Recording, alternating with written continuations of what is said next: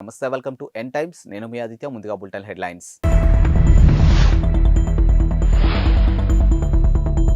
అయోధ్య రామ మందిర గర్భగుడిలోకి చేరిన ప్రధాన విగ్రహం.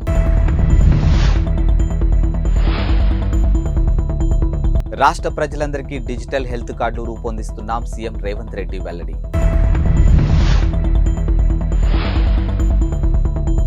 పాకిస్తాన్లోని ఉగ్ర స్థావరాలపై ఇరాన్ క్షిపణి దాడులు చేయడంపై స్పందించిన భారత్.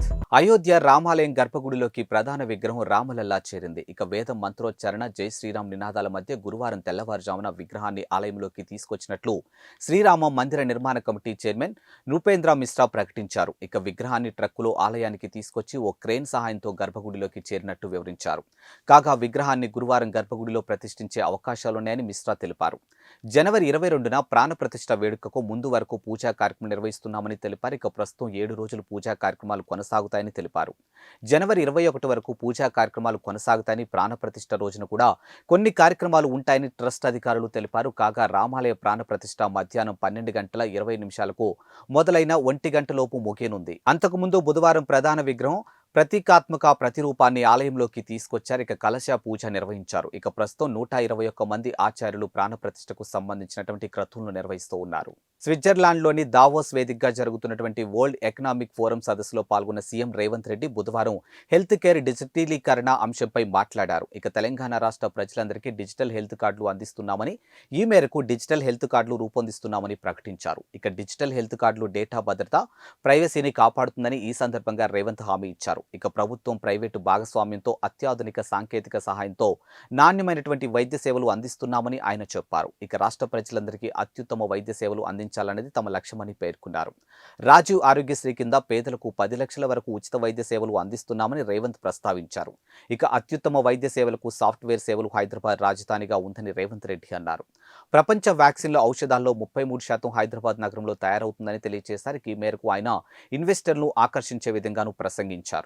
పాకిస్తాన్లోని బలూచిస్తాన్ ప్రావిన్స్ లో ఉగ్రవాద సంస్థ జైష్ అల్లా అద్ల్ స్థావరాలపై ఇరాన్ ఇటీవలే వైమానిక దాడులు చేయడంపై భారత్ స్పందించింది. ఈ వ్యవహారం పాకిస్తాన్, ఇరాన్ల మధ్య సమస్యగా పేర్కొని తమ వైఖరిని స్పష్టం చేసింది.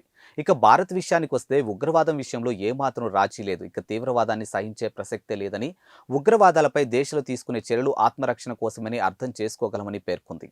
ఈ మేరకు విదేశాంగ మంత్రిత్వ శాఖ ప్రతినిధి రణధీర్ జైస్వాల్ బుధవారం రాత్రి ఒక ప్రకటన విడుదల చేశారు.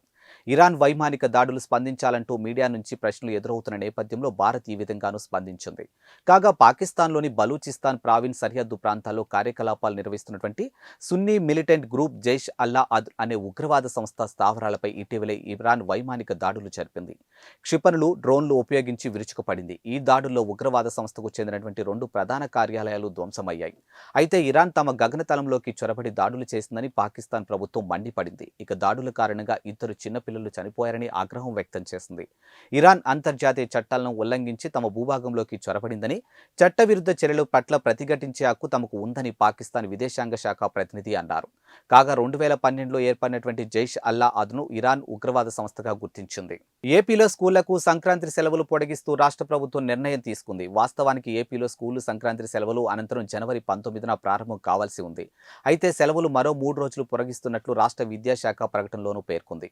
రాష్ట్రంలో పాఠశాలలు జనవరి 22న పునఃప్రారంభం అవుతాయని పాఠశాల విద్యాశాఖ కమిషనర్ ఏఎస్ సురేష్ కుమార్ పేర్కొన్నారు. ఇక టీచర్లు, విద్యార్థులు, తల్లిదండ్రులు విజ్ఞప్తుల వల్లే ఈ నిర్ణయం తీసుకున్నట్లు పాఠశాల విద్యాశాఖ వెల్లడించింది.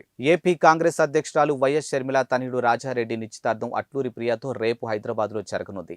ఇటీవలే షర్మిల తన సోదరుడు ఏపీ సీఎం జగన్ను కలిసి ఆహ్వాన పత్రిక అందించిన సంగతి తెలిసిందే. ఈ నేపథ్యంలో సీఎం జగన్ రేపు హైదరాబాద్ వెళ్లనున్నారు. ఇక గురువారం సాయంత్రం 6:45 ఆయన గన్నవరం ఎయిర్పోర్ట్ నుంచి బయలుదేరతారు. ఇక రాత్రి 7:30 శంషాబాద్ ఎయిర్పోర్ట్ కు చేరుకుంటారు. ఇక రాత్రి 8 గంటలకు గండిపేటలో ఉన్నటువంటి గోల్కొండ రిసార్ట్ కు వెళ్లి తన మేనల్లుడి నిశ్చితార్థ వేడుకలో పాల్గొంటారు. అనంతరం రాత్రి 8:30 హైదరాబాద్ నుంచి తాడేపల్లికి బయలుదేరనున్నారు. కాగా మరుసటి రోజు ఉదయం విజయవాడలో 125 అడుగుల భారీ అంబేద్కర్ విగ్రహాన్ని సీఎం జగన్ ఆవిష్కరించనున్నారు. ఇటీవలే ముంబై ఎయిర్పోర్ట్లో రన్వే ప్రయాణికులు భోజనం చేసిన ఘటనపై bureau of civil aviation security serious అయింది. ఈ నిర్వహణకి పాల్పడినటువంటి దేశీయ విమానయాన దిగ్గజం ఇండిగోకు 1.2 కోట్ల జరిమానాను విధించింది. ఇటీవలే గోవా నుంచి ఢిల్లీ వెళ్లాల్సినటువంటి ఇండిగో ఫ్లైట్ని ప్రతికూల వాతావరణం కారణంగా ముంబైకి మళ్లించాల్సి వచ్చింది. ప్రయాణికులు కొన్ని గంటల పాటు నిరీక్షించాల్సి వచ్చింది. ఈ సందర్భంగా ప్రయాణికులు భోజనాన్ని ఏర్పాటు చేశారు. అయితే విమానం పక్కనే రన్వేపై కూర్చొని ప్రయాణికులు భోజనం చేశారు. ఇందుకు సంబంధించినటువంటి వీడియో సోషల్ మీడియాలో వైరల్గాను మారింది. ఈ ఘటనపై విమానయాన నియంత్రణ సంస్థ డీజీసీఏ పరిగణలోకి తీసుకుంది. ఇప్పటికే ముంబై ఎయిర్పోర్ట్ కి 30 లక్షల జరిమానా విధించింది. ఈ వీడియోపై ఇండిగో ముంబై విమానాశ్రయానికి షోకాస్ నోటీసులు జారీ చేసిన విషయము తెలిసిందే. టీడీపీ వ్యవస్థాపకులు ఎన్టీఆర్ వర్ధంతి సందర్భంగా గుడివాడలో హైటెన్షన్ నెలకొంది. ఇక టీడీపీ వైసీపీ పోటాపోటీగా ఎన్టీఆర్ వర్ధంతి కార్యక్రమాలు నిర్వహిస్తూ ఉన్నాయి. ఇక రా కదలిరా పేరుతో టీడీపీ భారీ సభను నిర్వహిస్తుంది. ఈ సభకు టీడీపీ అధినేత చంద్రబాబు హాజరు కానున్నారు.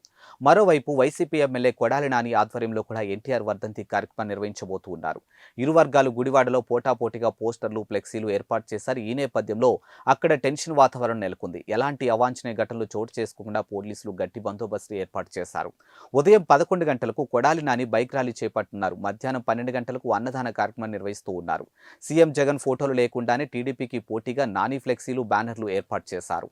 ఇక టీడీపీ విషయానికి వస్తే మల్లాయిపాలెం వద్ద 20 ఎకరాల విస్తీర్ణంలో భారీ సభను ఏర్పాటు చేసింది. ఈ సభకు 1,00,000 మంది వస్తారని అంచనా వేస్తూ ఉన్నారు. మరోవైపు ఎన్టీఆర్ స్వగ్రామం నిమ్మకూరులో ఎన్టీఆర్ విగ్రహానికి చంద్రబాబు నివాళులు అర్పిస్తారు. అనంతరం గుడివాడ సభలో ఆయన పాల్గొంటారు. ఇవి వాల్టి బులెటిన్ అప్డేట్స్. మరో బులెటిన్తో మళ్ళీ కలుద్దాం. అంతవరకు సెలవు. నమస్కారం.